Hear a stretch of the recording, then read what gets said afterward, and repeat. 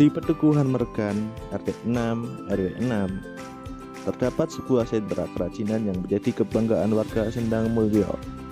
Namanya Bambu Apus. Dipimpin oleh Bapak Rosidi, seorang pengrajin berpengalaman sekaligus ketua sentra industri pengrajin anyaman bambu. Tempat ini menjadi saksi bagaimana bambu sederhana berubah menjadi karya bernilai tinggi. Setiap hari, suara bambu yang dipotong, diraut, dan dianyam mengiringi proses kreatif para pengrajin. Dari tangan-tangan terampil itu, lahirlah produk anyaman yang memadukan tradisi dengan sentuhan modern. Bambu Apus bukan hanya tempat produksi, ia adalah ruang belajar, tempat keterampilan diwariskan, dan budaya terus dijaga agar tetap hidup. Bambu Apus mengingatkan kita bahwa keindahan muncul ketika alam, tradisi, dan ketekunan manusia berpadu menjadi satu. Awal mulanya sebetulnya kerajinan anyaman bambu di Pedukuhan Mergan itu sudah turun-temurun. Untuk kami sendiri sudah generasi ketiga. Jadi kami selaku pengrajin anyaman bambu besek dulunya dari nenek moyang.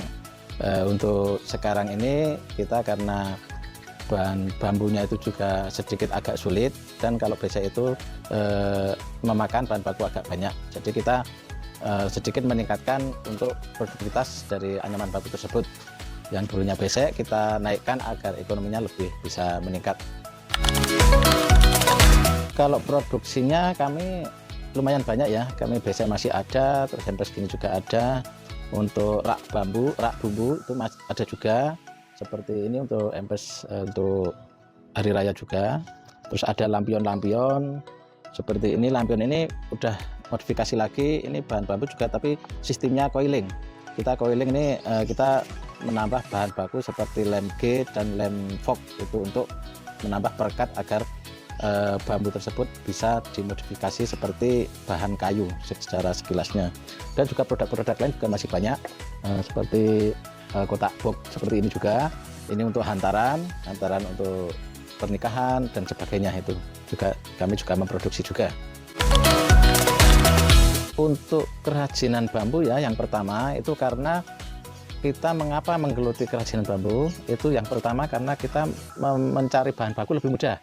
Karena bambu bisa tumbuh di tempat-tempat mungkin di pinggir kali, di kebun itu ada yang mudah. Kita nggak usah mendatangkan bahan dari luar dengan harga yang tinggi.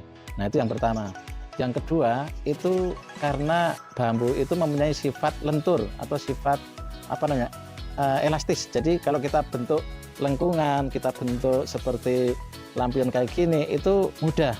Jadi tidak perlu menggunakan alat bubut. Kalau bahan kayu kan harus kita bikin bubut. Kalau dibikin bekok juga kita menggunakan bubut. Tapi kalau dari bambu itu lebih elastis, jadi lebih enak itu.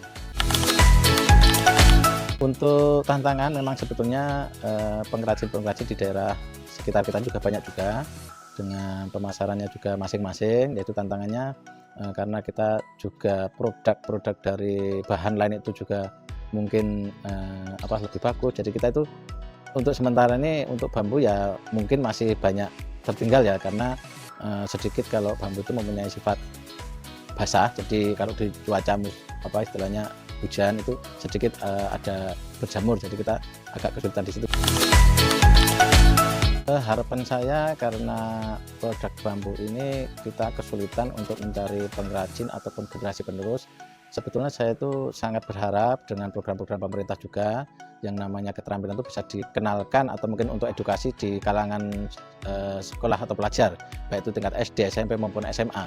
Jadi harapan saya bambu yang sudah ada di sekitar kita itu tidak hanya menjadi sampah atau menjadi bahan bakar, tapi menjadi produk unggulan. Jadi saya pengennya harapan saya generasi penerus itu bisa menekuni atau bisa menciptakan inovasi yang lebih bagus lagi daripada yang sudah ada sekarang gitu.